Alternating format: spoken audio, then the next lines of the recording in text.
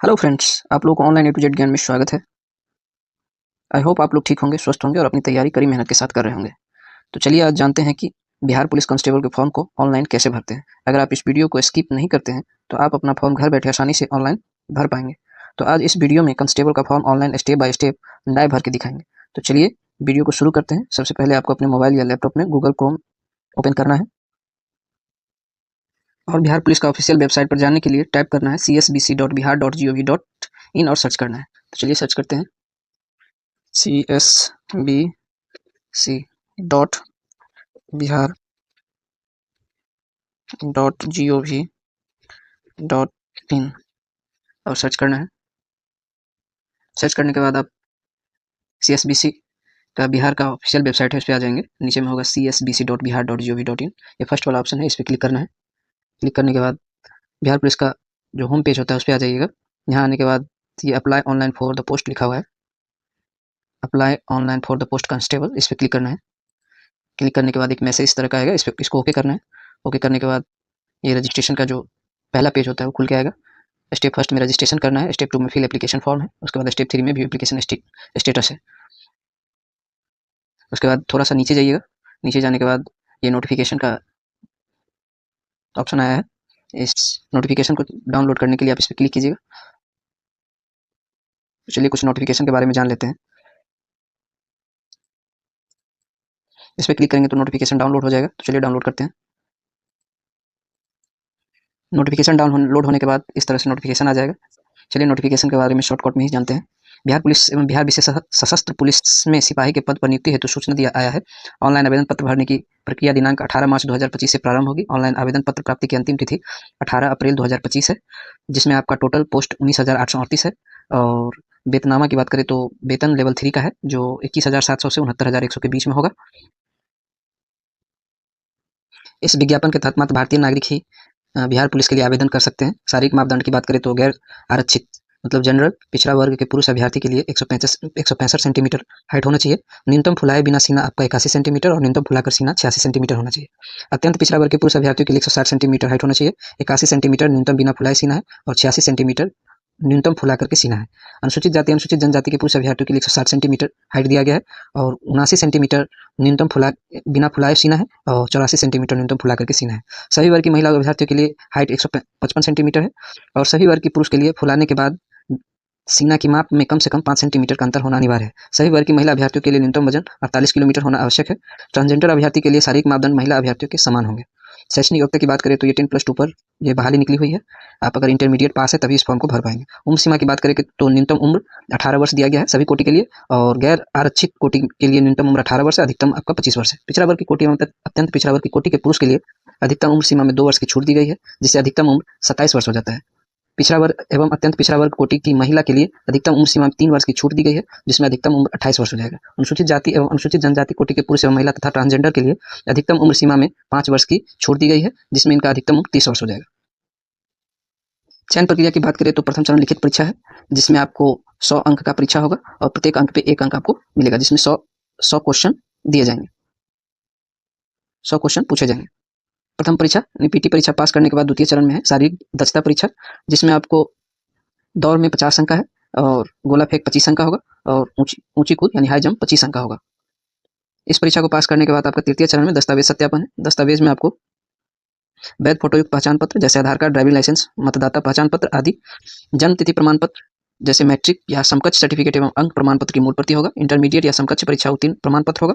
Intermediate या समकक्ष परीक्षा का अंक पत्र होगा। अनुसूचित जाति अनुसूचित जनजाति आरक्षण वर्ग के अभ्यर्थियों के लिए सक्षम पदाधिकारी द्वारा निर्गत जाति प्रमाण पत्र एवं अस्थायी आवास प्रमाण पत्र होगा। पिछड़ा वर्ग एवं अत्यंत पिछड़ा वर्ग आरक्षण वर्ग के अभ्यर्थियों के लिए सक्षम पदाधिकारी द्वारा निर्गत जाति प्रमाण पत्र एवं अस्थायी आवास प्रमाण पत्र एवं सक्षम पदाधिकारी द्वारा निर्गत क्रीमी लेयर रहित प्रमाण पत्र नॉन क्रीमी लेयर सर्टिफिकेट जिसको बोलते हैं वो होना जरूरी है।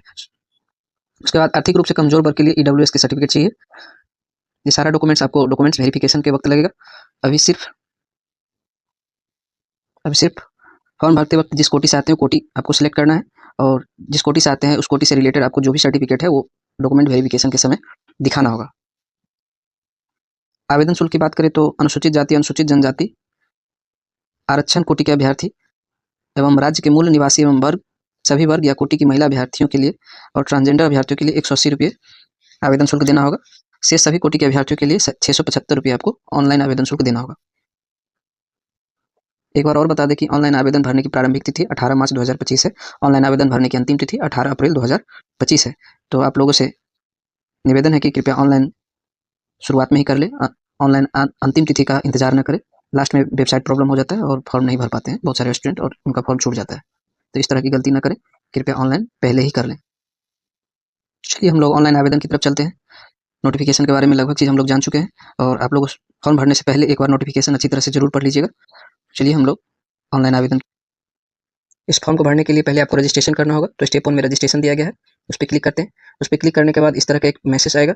इसमें फॉर्म भरने के सारे इंस्ट्रक्शन दिया गया है कि आपको फॉर्म भरने में क्या क्या चीज़ की ज़रूरत लगेगा। तो इसको आप अगर इंग्लिश में पढ़ना चाहते हैं तो आप इसको इंग्लिश सेलेक्ट कीजिएगा, ये सारा इंग्लिश में आपको दिखाई देगा। अगर हिंदी में पढ़ना चाहते हैं तो हिंदी सेलेक्ट कीजिएगा। इसमें इस तरह का सारा इंस्ट्रक्शन दिया गया है। तो चलिए हम नीचे चलते हैं। नीचे जाने के बाद में आपको एक घोषणा मिलेगा। घोषणा में यहाँ एक बॉक्स है, इसको टिक करना है। टिक करने के बाद proceed to registration and payment पे क्लिक करना है। क्लिक करने के बाद इस तरह का एक पेज खुल के आएगा। इसमें पोस्ट अप्लाइड फॉर दिया गया है constable, inter applicant full name में फर्स्ट नेम, मिडिल नेम और सरनेम दिया गया है। इसमें आपको फर्स्ट नेम में अगर जैसे आपका नाम अगर रमन कुमार सिंह है तो फर्स्ट नेम में रमन होगा, मिडिल नेम में कुमार होगा और सर नेम में सिंह होगा। अगर आपका नाम सिर्फ रमन कुमार है तो फर्स्ट नेम में रमन होगा और सर नेम में कुमार होगा।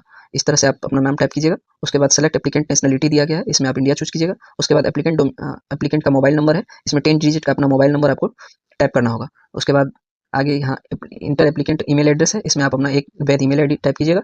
उसके बाद are you domicile of Bihar state है, इसमें अगर आप बिहार स्टेट से बिलोंग करते हैं तो यस चूज कीजिएगा। अगर बिहार के बाहर अदर स्टेट से अगर बिलोंग करते हैं तो इसमें नो चूज कीजिएगा। नो चूज करने के बाद देख रहे हैं इस तरह से एक नोट करके मैसेज आया है, जिसमें आप को बताया गया है कि आप अगर अदर स्टेट से बिलोंग करते हैं तो आपको जनरल की तरह ट्रीट किया जाएगा और एज और फी में कोई भी छूट नहीं दिया जाएगा। तो चलिए अगर आप बिहार स्टेट से बिलोंग करते हैं तो इसमें यस में चूज कीजिएगा। उसके बाद सिलेक्ट एप्लीकेंट जेंडर है, कौन से जेंडर से आप आते हैं वो सिलेक्ट कीजिएगा। उसके बाद आपका रिजर्वेशन कैटेगरी दिया गया है, इसमें अगर आप जनरल से आते हैं तो जनरल चूज कीजिएगा। अगर आप ईडब्ल्यूएस से आते हैं तो ईडब्ल्यूएस चूज कीजिएगा। ईबीसी से आते हैं तो ईबीसी चूज कीजिएगा। बीसी से आते हैं तो बीसी चूज कीजिएगा। और एससी से आते हैं तो एससी चूज कीजिएगा। और एसटी से आते हैं तो आप एसटी चूज कीजिएगा। चलिए हम एबीसी चूज करते हैं। उसके बाद select applicant date of birth दिया गया है, जिसमें आपको डेट ऑफ बर्थ सेलेक्ट करना है।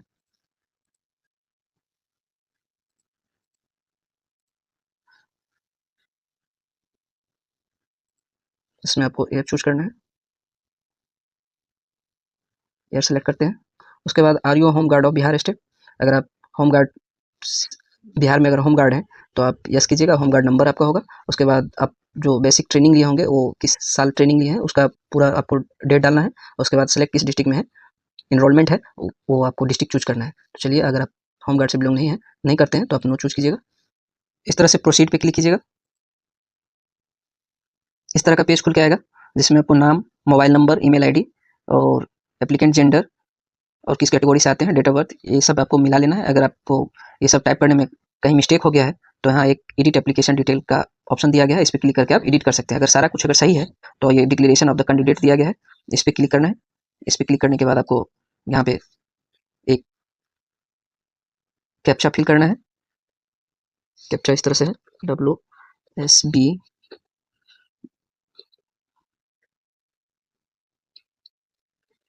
कैप्चा फिल करने के बाद आपको देख रहे हैं applicant fee to be paid 180 रुपया है। आप किस कैटेगरी से आते हैं उस तरह से आपको यहाँ पे फी देखने को मिल जाएगा।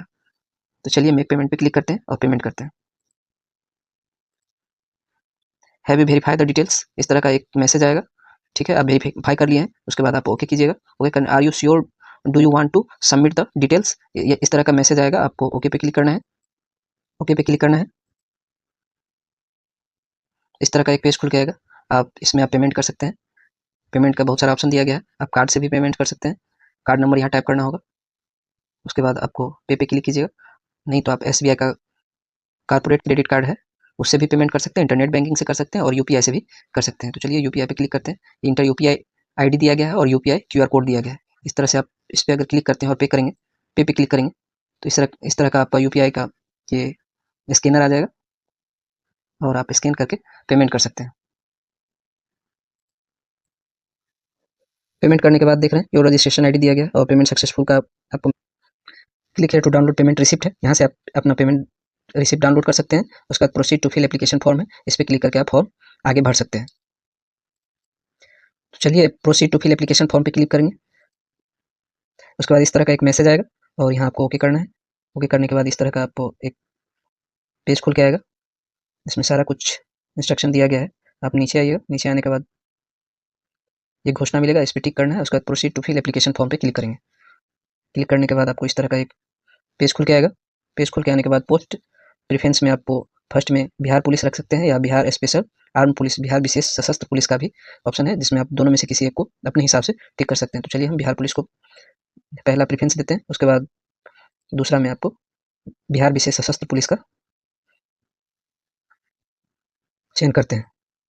उसके बाद नीचे आइएगा, नीचे में इंटर फादर्स नेम है, इसमें आप अपने पिताजी का नाम टाइप कीजिएगा, वो भी आपको जो मैट्रिकुलेशन सर्टिफिकेट होगा उसके हिसाब से आपको टाइप करना है। उसके बाद इंटर मदर नेम है, वो भी आपको इंटर मैट्रिक सर्टिफिकेट के हिसाब से ही आपको इस पर अपने मदर नेम टाइप करना है। उसके बाद सेलेक्ट मैरिटल स्टेटस दिया गया है, इसमें आप शादीशुदा है या नहीं है उसके बारे में आपको बताना है। अनमेरिड है तो अनमेरिड, मैरिड है तो मैरिड, और डिवोर्स्ड है तो डिवोर्स्ड। तो चलिए अनमेरिड हम चूज करते हैं। उसके बाद सेलेक्ट आइडेंटिटी कार्ड टाइप है, इसमें आपको आइडेंटिटी कार्ड टाइप में आधार कार्ड है, पैन कार्ड है, वोटर आईडी है, पासपोर्ट है। तो आपको आपके पास अगर आधार कार्ड है तो आधार कार्ड टाइप कीजिएगा और यहाँ पे आपको नीचे में आधार कार्ड का जो नंबर होगा वो आपको यहाँ टाइप करना है। अगर आप पैन कार्ड चूज करते हैं तो आपको यहाँ पैन कार्ड का जो भी नंबर होगा वो आपको यहाँ पे टाइप करना होगा। चलिए हम आधार कार्ड चूज करते हैं। आधार कार्ड सेलेक्ट करने के बाद आपको आइडेंटिटी कार्ड नंबर जो भी है वो आपको यहाँ पे टाइप करना है। उसके बाद इंटर आइडेंटिफिकेशन मार्क, आपको अगर बॉडी पे कहीं मार्क है वो मार्क आपको यहाँ पे टाइप करना होगा। इस तरह से आइडेंटिफिकेशन मार्क है जो आपको अगर गाल पे तिल हो या कहीं पे भी तिल हो या कहीं कट का निशान हो वो आप टाइप कर सकते हैं। तो चलिए हम टाइप करके आपको दिखाते हैं। जैसे इमोल मार्क ऑन राइट चिक, मेरे दाहिने गाल पे तिल है इसीलिए मैंने लिखा है एमोल मार्क ऑन राइट चिक। उसके बाद are you a ward of freedom fighter, तो अगर आप फ्रीडम फाइटर फैमिली से बिलोंग करते हैं तो यस चूज कीजिएगा, नहीं तो नो चूज कीजिएगा। उसके बाद आपको मैट्रिक यानी 10th सर्टिफिकेट का जो भी डिटेल है यहाँ फिल करना है। यहाँ पे आपको किसी स्कूल से या बोर्ड से या यूनिवर्सिटी या इंस्टीट्यूट से है 10th पास किए हैं वो आपको देना है। तो चलिए हम बोर्ड का नाम देते हैं BSEB पटना। उसके बाद पासिंग सर्टिफिकेट नंबर है या मार्कशीट नंबर है, तो आपको मार्कशीट पे ही आपको नंबर मिल जाएगा। अगर सर्टिफिकेट नंबर नहीं दिया गया है तो उसके दाहिने साइड में कोने पे आपको एक नंबर दिया हुआ रहता है, वो आप टाइप कीजिएगा। तो चलिए सर्टिफिकेट नंबर टाइप करते हैं। उसके बाद सर्टिफिकेट इशूज डेट दिया गया है या मार्कशीट इशू डेट दिया गया है, वो आप यहाँ जिस डेट में आपको इशू है वो सबसे नीचे में आपको दाहिने साइड में मार्कशीट पे मिल जाएगा, सर्टिफिकेट पे मिल जाएगा, वो आपको डेट यहाँ सेलेक्ट करना है। उसके बाद 12th में भी आपको किस बोर्ड से है वो चूज करना है, सॉरी टाइप करना है BSEB पटना। इस तरह से फिल करने के बाद आगे बढ़िएगा। यदि आप स्नातक या परास्नातक यानी पोस्ट ग्रेजुएट है तो इस तरह से ग्रेजुएशन का पूरा डिटेल डालिएगा, और पोस्ट ग्रेजुएशन है तो पोस्ट ग्रेजुएशन का भी डिटेल डालिएगा। अगर नहीं ग्रेजुएशन नहीं किया है या पोस्ट ग्रेजुएशन नहीं किया है तो आप इसको छोड़ सकते हैं। उसके बाद आपको परमानेंट एड्रेस का फुल एड्रेस टाइप करना है। यहाँ आपको हाउस या फ्लैट या प्लॉट नंबर दिया गया है, जिसमें आपके पास अगर हाउस नंबर या प्लॉट नंबर जो भी है वो टाइप कर सकते हैं। अगर नहीं है तो आपके वार्ड नंबर, जिस वार्ड से आप बिलोंग करते हैं वो वार्ड नंबर इस पर टाइप कीजिएगा। तो चलिए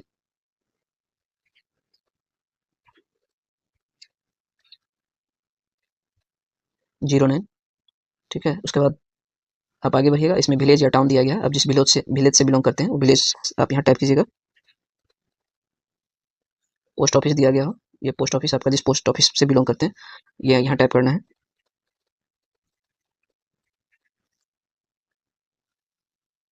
सेलेक्ट स्टेट दिया गया है, तो इसमें आप अपना स्टेट चूज कीजिएगा। डिस्ट्रिक्ट, किस डिस्ट्रिक्ट से बिलोंग करते हैं उस डिस्ट्रिक्ट को सिलेक्ट कीजिएगा। उसके बाद आपका पिन कोड क्या है वो पिन कोड टाइप कीजिएगा। उसके बाद कॉरेस्पॉन्डेंस एड्रेस दिया गया है, जिसमें आपका अगर कॉरेस्पॉन्डेंस एड्रेस है तो आप यहाँ टाइप कर सकते हैं। अगर आपका सेम परमानेंट एड्रेस का है तो यहाँ यस चूज कीजिएगा। अगर परमानेंट एड्रेस का सेम नहीं है तो नो चूज करके आप कॉरेस्पॉन्डेंस एड्रेस यहाँ टाइप कीजिएगा। तो चलिए यहाँ मेरा परमानेंट एड्रेस सेम है तो हम यहाँ यस चूज करते हैं। देख रहे हैं ये सारा फिल हो गया। फिल होने के बाद डिक्लेरेशन ऑफ क्रिमिनल केस में आपको इस तरह का अगर किसी एग्जाम से वर्जित किया गया है, जैसे यूपीएससी, एसएससी या एसपीएससी और सीएसबीसी या एनी रिक्वायरमेंट बोर्ड वाले जो भी फॉर्म है, उसमें आपको अगर वर्जित किया गया है तो यस कीजिएगा, नहीं तो नो कीजिएगा। उसके बाद criminal recording details if any, जिसमें आपको आप पे अगर वेदर एनी एफआईआर या क्रिमिनल केसेस हुआ है तो इसमें आप यस कीजिएगा, नहीं तो नो कीजिएगा। उसके बाद whether any criminal complaint case और एफआईआर क्रिमिनल, इस तरह का आपके ऊपर अगर एफआईआर का कंप्लेंट हुआ है तो इसमें यस कीजिएगा, नहीं तो नो कीजिएगा। उसके बाद have you ever been arrested या डिटेन एनी क्रिमिनल केस, अगर आप अरेस्ट या डिटेन किए गए हैं कभी तो इसमें यस कीजिएगा, नहीं तो नो कीजिएगा। Have you ever been tried या कन्विक्टेड और acquired by any court of law in any criminal case, अगर इस तरह के कोर्ट में आपको क्रिमिनल केस साबित हो गया है तो इस तरह से आप यस कीजिएगा, नहीं तो नो कीजिएगा। उसके बाद have you ever been tried या convicted by any court by filing any bond for good behaviours या एक्सेट्रा, इस तरह से अगर आपके पास कुछ हुआ है तो यस कीजिएगा, नहीं तो नो कीजिएगा। उसके बाद अपलोड फोटो एंड सिग्नेचर में दिया गया है। अब फोटो किस तरह का इसमें अपलोड कर सकते हैं, तो कलर पासपोर्ट साइज का फोटो है जिसमें 3.5 सेंटीमीटर उन्हें 4.5 सेंटीमीटर का आपको फोटो इसमें अपलोड करना है, जिसमें आपका बैकग्राउंड व्हाइट होना चाहिए। उसके बाद जेपीजी फॉर्मेट में होना चाहिए। उसके बाद 500 केबी तक आप इसमें अपना फोटो का साइज जो भी होता है 500 केबी उसके अंदर यहाँ अपलोड कर सकते हैं। और फोटो आपको इस तरह से इंस्ट्रक्शन दिया गया है कि किस तरह का फोटो आप अपलोड कीजिएगा। इस तरह का फोटो नहीं चलेगा, ना इस तरह का। इस तरह से आपको फोटो अपलोड करना है। ना धुंधला देख रहे हैं, धुंधला या किसी कहीं पुराना फोटो रहता है तो इस तरह का रहता है, इस तरह का फोटो आपको अपलोड नहीं करना है। इसमें दिया गया है कि आपका दोनों कान फोटो में स्पष्ट दिखना चाहिए। उसके बाद बैकग्राउंड आपको लाइट होना चाहिए या व्हाइट होना चाहिए। इस तरह का फोटो ही आप अपलोड कीजिएगा। उसके बाद सिग्नेचर में आपको इंग्लिश सिग्नेचर है, उसके बाद हिंदी में जो भी है सिग्नेचर वो आपको अपलोड करना है। Signature must be on white paper पे आपको सिग्नेचर रहना चाहिए। उसके बाद in should be in the blank pen, black ink, इस तरह का ब्लैक इंक वाले पेन से आपको सिग्नेचर होना चाहिए। File type must be JPG only, JPG में फॉर्मेट में होना चाहिए। File size must be less than 100 केबी, 100 केबी के अंदर आपका सिग्नेचर होना चाहिए। सारा डिटेल भर लेने के बाद एक बार आप अपना सारा डिटेल चेक कर लीजिएगा। उसके बाद सारा चेक करने के बाद आपको अगर सही सही लगे कि मैंने सही सही फॉर्म मतलब भरा है पूरा डिटेल, तो उसके बाद प्रोसीड पे क्लिक कीजिएगा। प्रोसीड पे क्लिक करने के बाद इस तरह का सारा डिटेल आ जाएगा खुल के। डिटेल खुल के आने के बाद आप एक बार सारा चीज़ मिला लीजिएगा। अगर सारा कुछ सही है तो डिक्लेरेशन बाय द कैंडिडेट है, यहाँ पे इस बॉक्स में क्लिक करके आप इसको टिक क्लिक कर लीजिएगा। उसके बाद यहाँ एक कैप्चा दिया हुआ है, कैप्चा फिल करने के बाद सबमिट एप्लीकेशन पे क्लिक कीजिएगा। अगर डिटेल चेक करने में अगर कहीं चेक करने के वक्त अगर लगे कि कहीं मिस्टेक हो गया है तो एडिट डिटेल्स पे क्लिक करके आप अपना उसको सुधार कर सकते हैं। तो चलिए इस पर हम आपको कैप्चा फिल करते हैं, उसके बाद सबमिट एप्लीकेशन पे क्लिक करेंगे। कैप्चा फिल करने के बाद सबमिट एप्लीकेशन है, इस पर क्लिक कीजिएगा। क्लिक करने के बाद have you verified the details, इस तरह का एक मैसेज आएगा, ओके पे क्लिक कीजिएगा। Are you sure do you want to submit the application form, इस तरह का एक मैसेज आएगा। उसके बाद आप इस ओके पे क्लिक कीजिएगा। ओके पे क्लिक करने के बाद आपका फॉर्म फिलअप हो जाएगा। यहाँ से आप प्रिंट कर सकते हैं अपने फॉर्म को।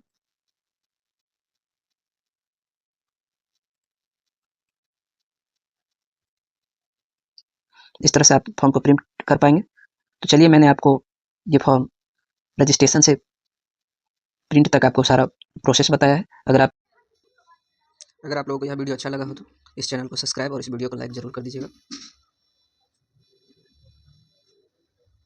तो चलिए इस वीडियो से विदा लेते हैं। जय हिंद।